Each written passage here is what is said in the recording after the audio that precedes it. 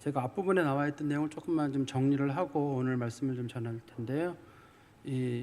지금 사도들이 선교사를 파송했던 교회의 이름이 이제 안디옥 교회라는 교회거든요. 이 안디옥 교회는 지난 시간에 제가 말씀을 드렸었는데, 이제 안디옥 교회는 어떻게 세워지게 됐냐면 스데반 집사님이 죽자마자 예루살렘에서 큰 박해가 있었습니다. 그 성도들이 곳곳으로 흩어지게 됐거든요. 그중에 일부가 구레네로 멀리 간 사람들은 구레네까지 가고 아프리카 리비아 쪽으로 그로 가고, 일부는 가까이에 구브로라고 하는 섬으로, 지중해에 있는 섬입니다. 일부는 그로 갔는데 그 사람들이 생각하기를 이거 우리가 여기서 이렇게 머물러서는 안 되겠다 싶어가지고 이 사람 중에 일부가 어디로 가게 되냐면 우리 안디옥이라는 동네에 가서 거기서 헬라인들에게도 복음을 전하자. 그래서 이제 그 사람들이 초기에 모여서 교회를 하나 세우게 되는데 그 교회 이름이 이제 안디옥 교회라는 교회가 세워지게 돼요.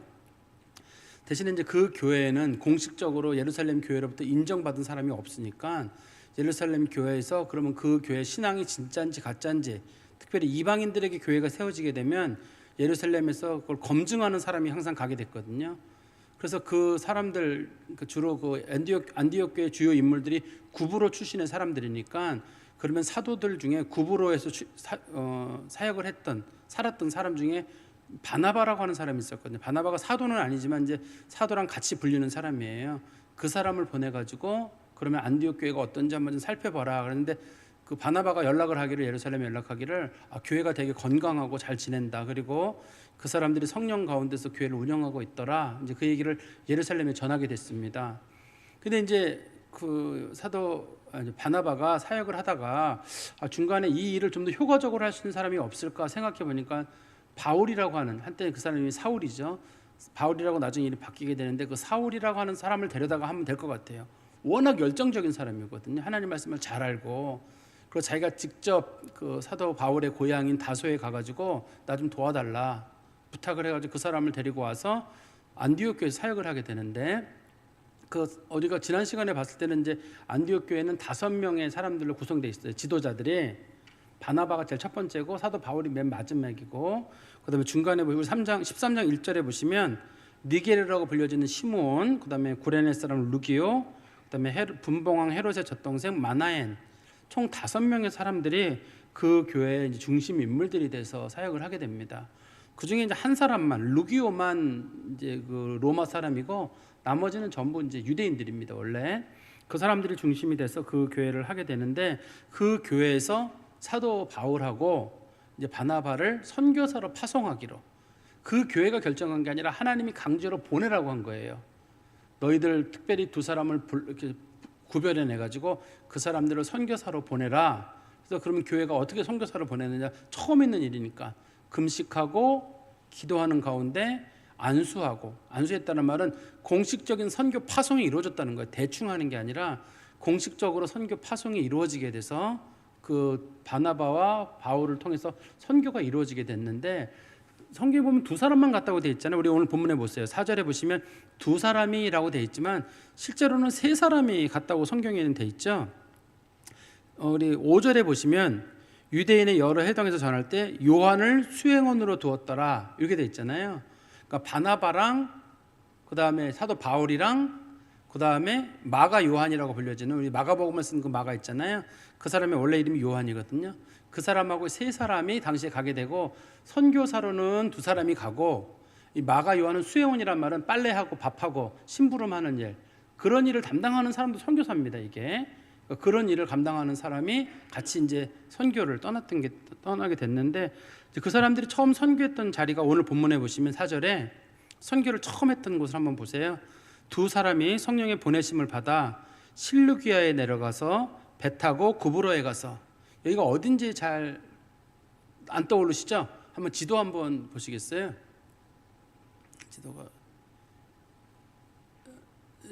저 지도 보세요. 지도 보시면 저기 파란 데가 지중해거든요. 저기 안디옥이라고 하는 곳에서 저기 밑에 보시면 조그맣게 실루기아라고 있잖아요. 실루기아까지 거리가 제가 잰 건 아니지만 제가 책에 읽어보니까 한 30km 정도 된대요. 안디옥부터 실루기아까지가 한 30km 정도 되고, 실루기아에서 거기 섬 하나 있잖아요. 그 섬 이름이 구브로라고 하는 섬이에요. 저 섬이 요즘 사람들은 저걸 사이프러스라고 부르는 섬입니다. 저 지중해에서 큰 섬이거든요. 저 섬의 크기를 제가 이제 한번 저기 백과사전 찾아보니까 저 섬의 크기가 제주도의 5배예요. 딱 5배.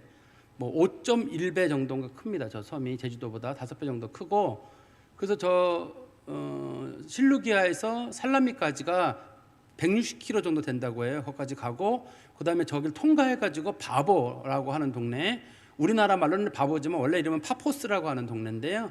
거기까지 가서 복음을 전하는 내용이 오늘 본문의 내용이에요.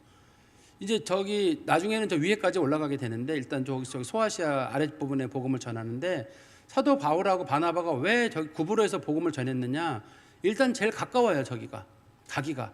저기서 위쪽으로 가게 되면은 산이 있거든요. 산이 있고 뭐 산적들도 만날 수 있는데, 이 바다로 가는 길이 상대적으로 안전해요.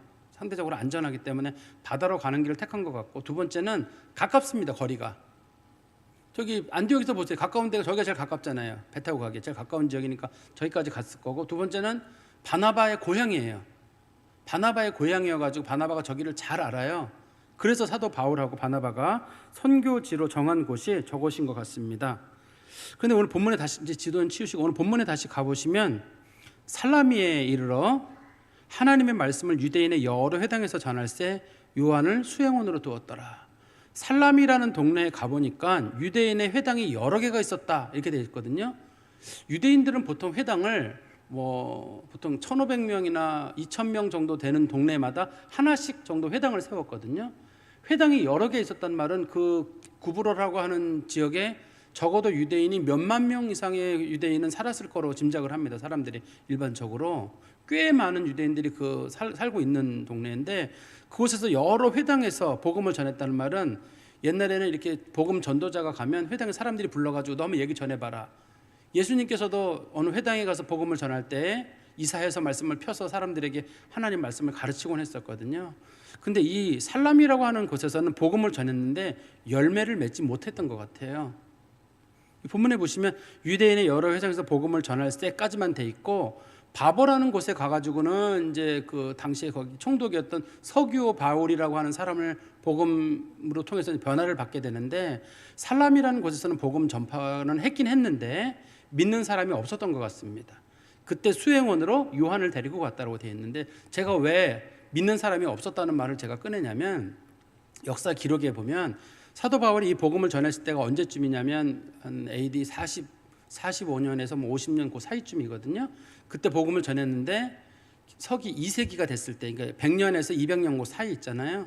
그때 이 구브로 섬에 있는 특히 살라미 지역에 있는 유대인들이 반란을 일으킵니다. 로마에.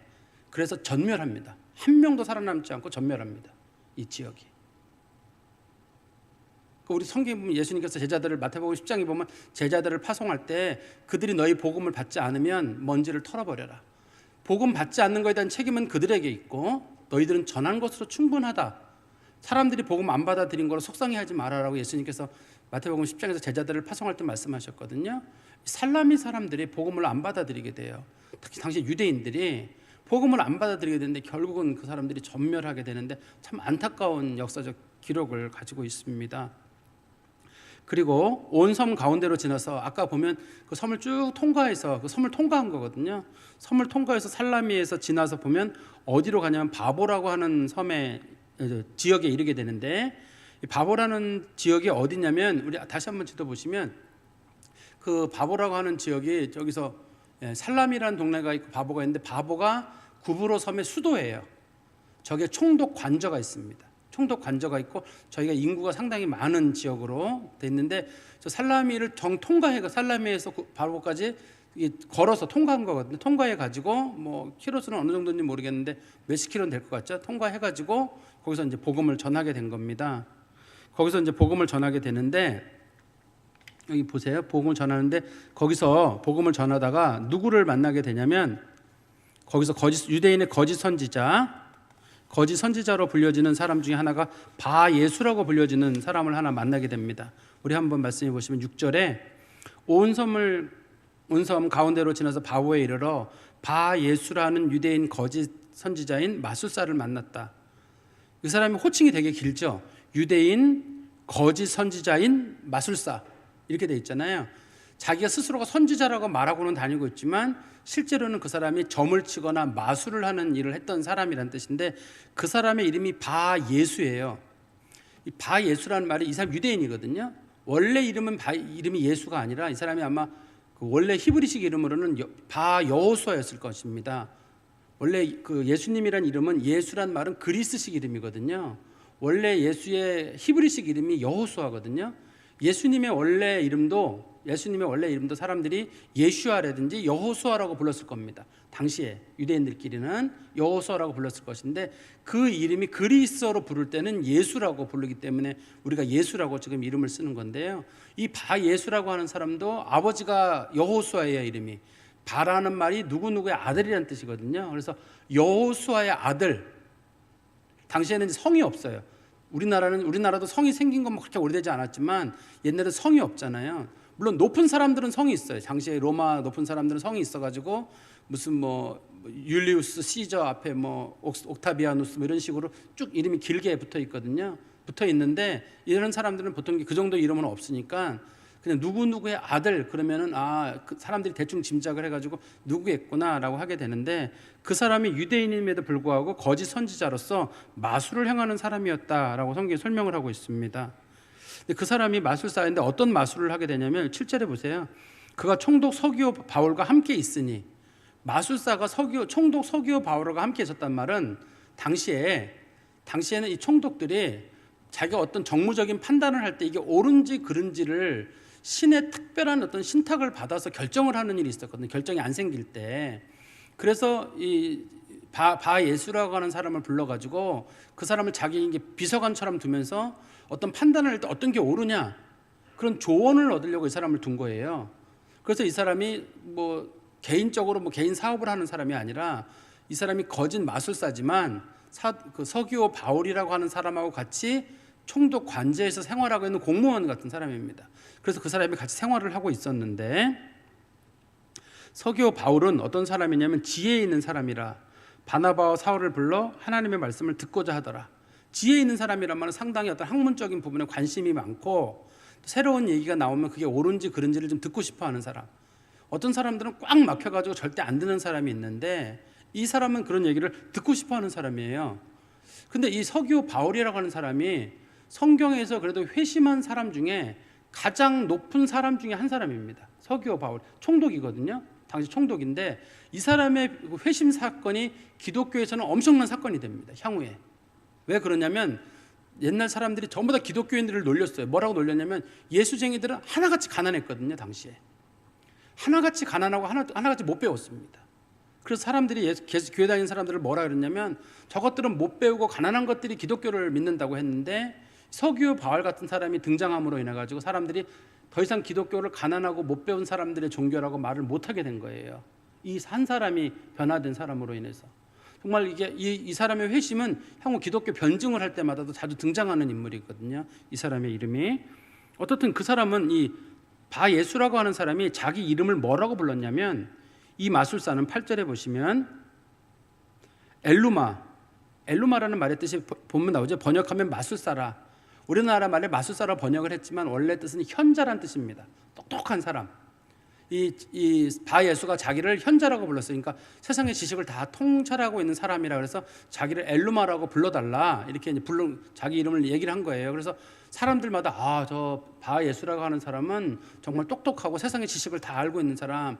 그래서 스스로도 나는 현자다, 나는 엘루마다, 이런 식으로 사람들이 얘기를 했는데, 그 사람의 진짜 이름은 이제 바예수입니다. 바예수고 자기를 현자다 혹은 마술사다 이렇게 이제 불러달라고 얘기를 한 겁니다. 근데 그가 무슨 일을 했냐면 8절 중간에 보시면 그들을 대적하여, 그들은 바나바하고 바울이거든요. 대적하여 총독을 믿지 못하게 힘쓰니, 총독이 예수를 믿지 못하도록 힘을 쓴 거예요. 이 사람이요. 왜 힘을 쓰게 됐냐면, 바울이랑 바나바가 전한 이 복음을 믿게 되게 되면 총독이 자기를 안 믿을 거거든요. 더 이상 자기가 지금 거기서 월급쟁이로서 마술 같은 것도 하고 좀 이상한 얘기도 해가면서 총독님 이거 이렇게 결정해야 됩니다, 저렇게 결정해야 됩니다라고 결정을 했는데, 바울이랑 바나바가 복음을 전해서 총독이 만약에 회심을 해서 기독교를 믿게 되면 갑자기 자기가 거짓 선지자에게 들통이 나게 되거든요. 당장 자기가 먹고 살 일이 없어지는 거예요. 먹고 살 길이 없으니까 어떤 식으로든 간에 이 서기오 바울이라고 하는 사람이 회심하지 못하도록 여러 가지 방법으로 방해를 했던 것 같습니다. 근데 그 방해를 듣고 있던 사도 바울이 참지를 못하게 되고 그것에 대해서 사도 바울이 한마디를 하게 되죠. 사도 바울이 못 참고 하게 되는데요. 우리 9절의 말씀해 보시면 바울이라 하는 사울이, 이제 여기서 처음으로 바울과 사울이라는 이름이 같이 쓰입니다. 그 앞에는 계속 사울이었거든요. 계속 사울이다가 여기서는 바울이라고 하는 사울이 이렇게 가다가 그 다음에 13절부터 가서는 이제부터는 바울이라고 이름이 바뀝니다. 이 사람의 이름이. 그동안은 사울이었어요. 이 사람의 이름이. 원래 이름은 사울입니다. 그리고 자기 동기들끼리 모였을 때도 항상 사울이라고 부르고 바울이라고 부르지는 않아요. 사람들이 예수님의 제자들끼리도 당신 베드로라고 부르는 게 아니라 일반적으로는 시몬이라고 불렀을 거예요. 베드로의 원래 이름이 시몬이잖아요. 근데 어떻든 바울이라고 하는 사울이 성령의 충만하여서 그를 주목해보고 그 사람에게 이제 한마디를 하게 되는데, 여기서 이제 사도 바울이 이름을 바뀌게 되는 어떤 특별한 사건이 있었던 것 같아요. 여기서 왜 이름을 바뀌었는지를 우리가 좀 살펴봐야 될 일인데, 선교를 위해서 이름을 바꿨다 그러면 미리 바꿨어야 되거든. 선교 떠나기 전에 이름을 바꿨어야 되는데 선교 중간에 지금 이름을 바꾸게 된 거거든요, 사도 바울이. 근데 이름을 바꾸는 일은 흔히 있었던 것 같아요. 우리 바나바도 원래 이름이 요셉이거든요. 요셉인데 그의 이름을 바나바라고 불렀고, 그 다음에 이 요한이라고 하는 위에 나오는 사람도 원래 이름이 요한이에요. 나중에는 이 사람의 이름을 자기 이름을 마가라고 고치거든요. 그래서 당시에는 이게 선교 사역을 하던 사람들이 자신들이 좀 선교 사역을 할 때 좀 유익한 이름으로, 히브리식 이름으로 불렀을 때는 그 이름이 사람들에게 거부 반응이 있을 수 있으니까 헬라식 이름으로 이름을 바꿔가지고 하는 거예요.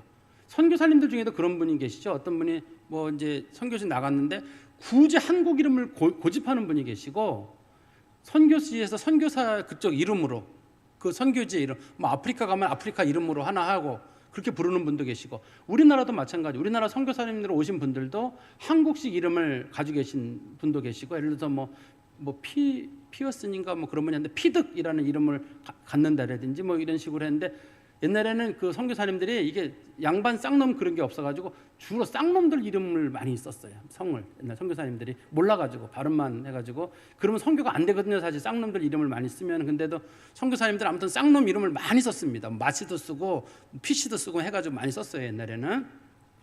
우리나라도 오신 선교사님들도 한국 이름을 일부러 가지고 있었고, 지금도 한국 이름을 가진 분이 계시고, 굳이 자기 나라 이름을 가지고 고집하는 분이 계신데, 여기도 보면은 이제 사도 바울도 내가 이제 이름을 좀 바꾸고 해야 되겠다 싶었던 것 같아요. 이름을 바꾸는 일이 생기게 되고. 그런데 왜 그가 이름을 바울로 바꿨느냐? 우리가 일상적으로 이렇게 알고 있죠. 사도 바울이, 사울이라는 이름은 큰 자인데 바울이라는 이름은 작은 자다. 그래서 그가 교만한 나를 버리고 작은 이름의 바울로 바꿨다 그러는데, 성경적인 배경으로 보기는 참 어렵습니다. 찾아보기는 어렵고, 여기서 우리가 짐작할 수 있는 건 단 두 가지 정도를 짐작할 수 있는데요. 하나는 어떤 경우냐면, 지금 사도 바울이 첫 번째로 선교지에 가서 회심시킨 사람이 서기오 바울이라는 이름이거든요. 바울입니다. 사도 바울하고 같은 이름이에요. 파울루스라고는 그 이름인데, 자기가 첫 번째로 회심시킨 그 사람의 이름을 자기의 이름으로 자기가 썼을 수가 있어요. 이 바울이나 이름이 상당히 고위층들이 쓰는 이름이거든요. 흔히 누구나 막 쓰는 이름이 아니라 상당히 고위층들이 쓰는 그런 귀한 이름인데, 자기가 선교지에서 처음 얻은 이름이거든요. 그 회심한 사람 이름이에요. 그 사람 이름을 따서 자기가 바울이라고 줬을 수도 있고, 그 다음에 사울이라는 이름하고 가장 가까운 비슷한 류의 발음을 가진 게 유대인들이 흔히 쓰는 게 바울이라는 개칭을 할 때 발음상 비슷한 게 바울이어서 쓸 수도 있는데, 의미를 따져가지고 사울이 큰 자였다가 교만한 자가 겸손하가 됐다 하는 건 너무 비약적인 그런 변화인 것 같아요. 신학자들이 볼 때는 크게 두 가지로 봅니다. 하나는 그가 선교를 할 때 편안한 이름을 가져야 되는데, 사울이라는 이름하고 바울이라는 이름이 바꿨을 때 크게 발음에 문제가 없었을 것 같아서라고 한다든지, 아니면 특별히 거기다 의미를 부여한다 그러면, 특별히 이 바보라고 하는 지역에서 이름을 바꾼 걸 봤을 때 자기가 거기서 회심시킨 서기오 바울이라고 하는 그 사람의 이름을 자기 이름으로 삼아가지고 자기의 어떤 영적 사역의 중심, 내가 그때부터 하나님 앞에 귀하게 사용됐다라는 의미에서 바울이라고 하지 않았을까 하는 두 가지 의미를 보통 경우 가지고 있습니다.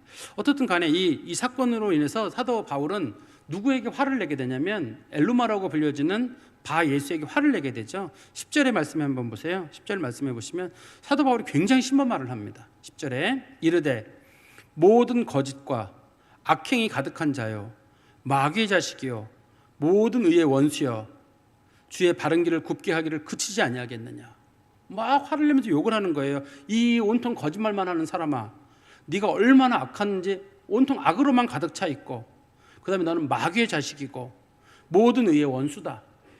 이 사람이 단순하게 한번 실수했다거나 복음을 막았다는 뜻이 아닙니다. 이 사람의 본질적인 부분을 지금 사도 바울이 보고 있는 거거든요. 이 사람이 선지자라는 이름을 팔아먹으면서 자기가 마치 유대인의 선지자인 것처럼 하면서 마술이나 하고 쇼를 부려가면서 하나님의 이름 팔아먹고 거기다 복음 전하는 일, 그것까지 방해하는 일을 보니까 사도 바울이 이거는 그냥 두면 안 되겠는 거예요. 이 사람 이거 큰일 날 사람일세. 어떤 사람들은 그냥 그만 지나가 그럴 수도 있지만 하고 있는데 사도 바울이 이거 그냥 두면 안 되겠는 거예요. 이 사람을 그냥 뒀다가는 서기오 바울이라고 하는 사람이 회심하는 일을 방해를 하게 되고 이 사람에 대해서는 분명히 짚고 넘어가야 되겠다라고 사도 바울이 생각이 드니까 공개석상에서 얘기를 하는 겁니다. 다시 한번 읽어드리면 모든 거짓과 악행이 가득한 자다.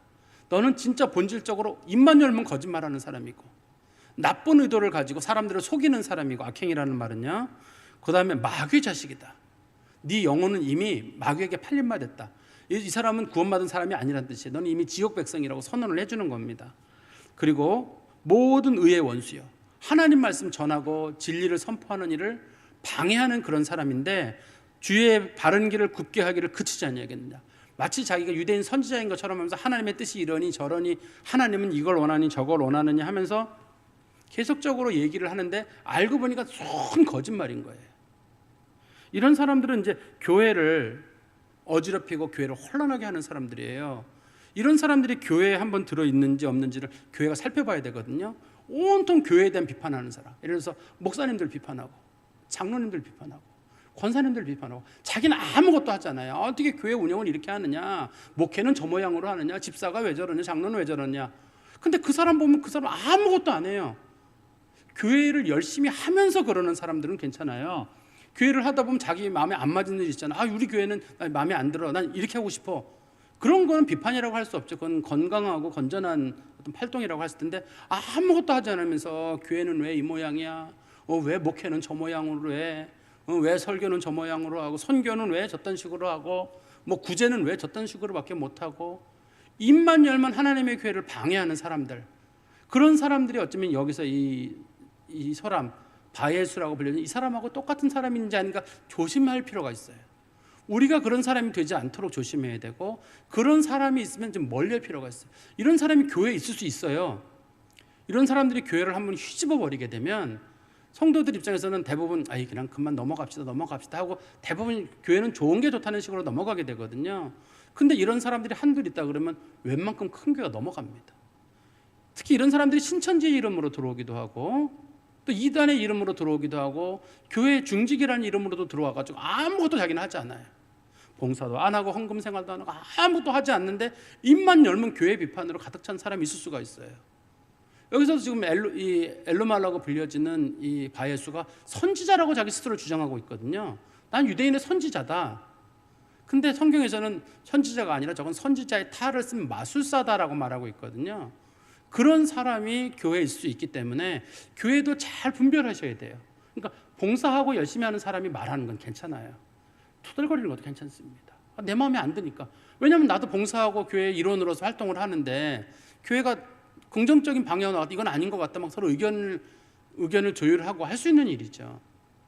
그렇지만 아주 이렇게 부정적인 방법으로 교회를 비판하거나 그런 일에 익숙한 사람들이 있으면 여러분도 멀리 하시고, 혹시 여러분들에게 자꾸 그런 마음이 떠오를 때는 나도 좀 자제를 해야 되겠다 하는 우리가 그런 마음을 가질 필요가 있습니다. 성경 말씀에 다시 좀 가보시면 11절에 보라 주의 손이 내 위에 있으니, 손이 위에 있다는 말은 하나님의 진노의 손이 지금 너의 머리에 있다는 뜻이에요.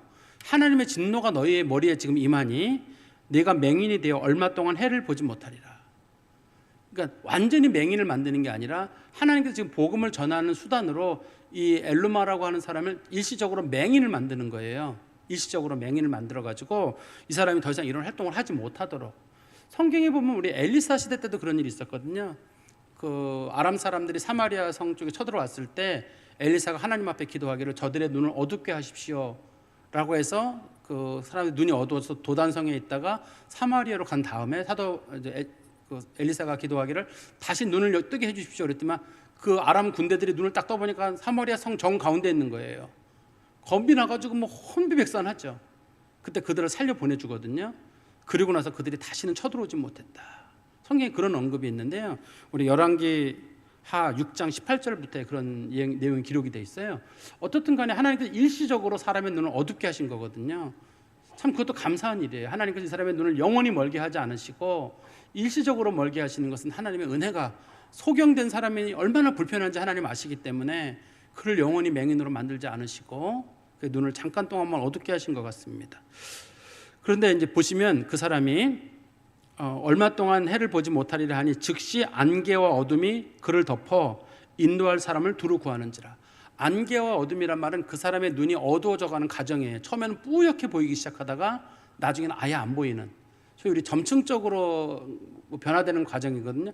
처음에는 희미하게 안 보였는데 얼마 지나고 나니까 아예 안 보이는 거예요. 처음부터 그냥 깜깜해졌던 게 아니라 그런 변화가 이 사람에게 있었습니다.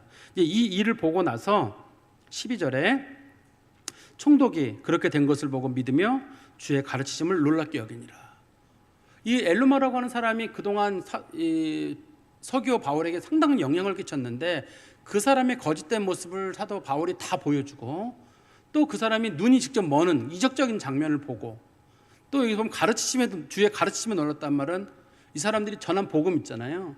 예수가 능력이 있다라고 전했는데 그냥 말로만 능력이 있는 게 아니라 예수의 이름으로 명했더니만 이 엘루마의 눈이 머는 장면이 있었잖아요. 그러니까 예수의 이름이라는 말이 단순한 말이 아니라 저게 능력 있는 말이구나. 예수가 십자가에 죽었다는 말이 그냥 단순한 말이 아니라 예수의 십자가가 죽었다는 그 말이 능력 있는 거구나. 그래서 예수의 이름으로 명하니까 그 사람의 눈이 멀어지는 일이 생긴 거잖아요. 그걸 보고 나서 이 서기오 바울이라는 사람이 깜짝 놀라가지고 야 이거 하나님 앞에 하나님 두려운 거구나 싶어가지고 성경에 보니까 그 사람이 주님을 믿었고 가르치시며 놀랐다. 그래서 어떻든 구브로에 가서 큰 사건, 뭐 다른 사건, 구브로에서 사건이 필요 없거든요. 이 전하고 난 다음에 다음 부분에서는 떠나거든요. 이 동네를 딱 이 서기오 바울이라고 하는 사람 딱 하나 얻으려고 여기까지 와서 복음을 전하는 일을 하고 서기오 바울이라는 인물을 하나님 앞에 돌리는 부분을 저희들이 보게 됩니다. 사실 아까도 제가 말씀드린 대로 서기오 바울이라고 하는 사람이 총독인데 이 총독한 사람, 높은 사람 하나가 예수를 믿음으로 인해 가지고 그 영향력이 상당히 커지게 돼요. 교회도 마찬가지입니다. 우리 교회도 우리 성도들 중에 높은 자리에 좀 올라갔으면 좋겠어요. 지도자도 좀 됐으면 좋겠어요. 그 사람들이 사회에 끼치는 영향력이 크기 때문이에요. 목회자들이 크게 영향력 끼칠 것 같지만 목회자들의 일이 좀 한시적이거든요. 한정적이에요. 목회자들이 할 수 있는 게 참 안타까운 게 한정적인 부분이고, 특별히 이렇게 코로나 같은 거 있을 때에도 목회자들이 할 수 있는 건 사실 많지가 않아요. 목회자들이 가서 막 항의를 하면 목사님들이 항의했다 그럴 거고, 목사들이 가만히 있다 그러면 교회가 가만히 있다 그럴 거고, 교회가 참 활동하기가 참 어렵거든요. 이럴 때 우리 성도들 중에 참 사회 지도층에 있는 성도들이 한마디 참 크게 한마디 하면 그게 영향력이 미칠 수 있기 때문에 이 서기오 바울이라고 하는 이 사람 하나를 통해 가지고 하나님께서 구원하시고자 하는 그 일이 크게 이루어지는 걸 보게 되죠. 그래서 한 가지 큰 사건은 서기오 바울이 회심했다는 사건이고, 한 가지 사건은 이 엘루마라고 하는 사람, 소위 바예수라고 하는 사람이 주님의 사역을 오랫동안 방해하고 자기가 선지자인 것처럼 사람들에게 하면서 만약에 자기가 하나님 말씀을 알고 뭐 하나님 말씀을 하는 것처럼 했는데 알고 보니까 성경에는 뭐라고 되냐면 이렇게 돼 있잖아요. 너는 마귀의 자식이다. 마귀의 자식이 교회에 들어와서 마치 하나님의 자식인 것처럼 교회를 휘집는 일이 많이 있는데 우리 성도님들도 잘 보실 필요가 있어요. 우리 교회도 이미 들어있을 수도 있고 우리가 못 느낄 수도 있어요. 근데 지난번에 뭐 우리 누구야 그 신천지 그 신정우 뭐 무슨 그런 그 신천지 하시는 그 이단 대책 협의회 뭐 회장 대표인가 뭐 그분이 오셔가지고 우리 교회 보면서 그런 말씀을 하셨거든요. 이단이 들어오기에 제일 좋은 교회는 첫 번째는 교회가 새로 옮긴 교회다. 오랜 길이 성도들끼리 모인 교회는 새로운 성도가 유입이 안 돼요. 똑같은 사람끼리만 있기 때문에 이단이 들어오면 금방 티가 나요. 왜냐하면 그동안 교인들이 변동이 없었기 때문에 금방 티가 나는데 우리는 새로운 성도들로 구성되기 때문에 누가 누군지를 모른다. 두 번째는 담임 목사와 원로 목사가 바뀐 바뀐 경우에는 담임 목사, 원로 목사는 서로 이간해가지고 그걸 가지고 교회를 가르는 사람들이 있는데, 신천지들이 들어와가지고 원로 목사님 편에 서서 담임 목사를 비판하든지 담임 목사님 편에 서서 원로 목사님 비판하든지 해가지고 교회를 두 개로 두 동강을 내는 일을 신천지들이 하게 되는데, 우리 교회가 신천지가 머무르기 너무너무 좋은 조건이래요. 최선의 조건이라고 저희 교회를 얘기하더라고요. 그러면서 우리 목사님네 교회에도 한 50명은 있다고 보십시오. 저한테 개인적으로. 이쪽 부분인가 모르겠네. 이쪽 분들이 모르겠는데, 어떻든 우리는 있을 수 있다고 생각해요. 그래서 성도들이 봤을 때 지나치게 아무것도 하지 않으면서 교회 비판하고, 목회자들 비판하고, 장로님들 비판하고, 교회 운영에 대해서 이게 저 모양이 이 모양이야. 자기가 하면서 하는 사람은 괜찮아요. 그 사람들은 문제가 없거든요. 하면서 하는 사람들은. 근데 하지 않으면서 온통 말르다가 하는 사람들이 있으면, 아, 이건 조심스럽구나. 그럴 때는 저한테도 얘기도 좀 해주시고, 교육자들한테, 장로님들한테도 좀 얘기를 하시고, 우리 교회가 문제 삼는다. 교회가 잘 찾아내지. 지금도 신천지들이 줄어들었느냐? 지난번 방역 사태로 인해서 한 번 있었잖아요. 더 사이버 공간을 통해 더 활동을 열심히 하고 인구가 굉장히 많이 늘었답니다. 신천지가 굉장히 많이 늘었다고 하고 있거든요. 교회들은 지금 비용이 적어가지고, 교회들은 이 방송 자체가 상당히 수준이 개교회 형식으로 나눠지지만, 신천지는 자기들끼리 비싼 비용에 비싼 방송 장비와 방송국을 동원해가지고 상당한 정도의 방송 선교를 하고 있거든요. 우리가 지난해 여러 교회들에게 방송 장비를 설치해 준 이유도 그런 것 때문이에요. 성도들이 할 수만 있으면 자기 교회 방송 들을 수 있도록 하기 위해서 조그만 개척 교회들에게 방송 장비를 설치해 준 것도 그런 이유가 있거든요. 이럴 때 하나님 말씀 같이 자기 교회 목회자 거 들어야지 뭐 남의 교회 거 왜 듣느냐, 그렇게 해서 만들었던 거거든요. 아무튼 우리가 이 말씀을 잘 보면서 영적으로 좀 분별하는 은혜가 있어야 되겠다. 어떤 사도 바울이 이때 딱 이름을 바꾸면서 정말 하나님 앞에 큰 일을 하는 걸 저희들이 말씀을 통해 보게 되는데요. 저희도 하나님의 성령의 충만한 가운데서 영육 간의 분별이 있는 성도 되시기를 간절히 소망합니다. 기도하겠습니다. 하나님 아버지, 주님께 감사합니다. 선교는 하나님의 영께서 역사하셔서 하나님의 때를 정하시고 하나님의 방법으로 일을 하시며, 하나님이 구원하시고자 하는 백성들을 다 구원하시는 하나님의 은혜가 있음을 믿습니다. 주의 복음을 받는 자들에게는 은혜가 있되 주의 복음을 받지 않는 자들에게는 저주가 있다 하였사오니, 하나님 아버지, 우리가 할 수만 있거든 모든 것에 주의 복음을 전하게 하시고 또 성령으로 전하게 하시고 기도하며 금식하는 가운데 하나님 말씀 잘 감당하도록 하나님이 역사해 주시며, 또한 어려운 일을 당할 때 저희들이 기도하는 가운데 영적인 분별력을 가지고 하나님의 뜻이 어디로 가고 있는지, 하나님의 교회가 든든히 서갈 수 있도록 우리 성도 하나하나가 영적인 파수꾼으로서 역할을 감당하게 하여 주시옵소서. 예수 그리스도의 이름으로 기도하옵나이다. 아멘.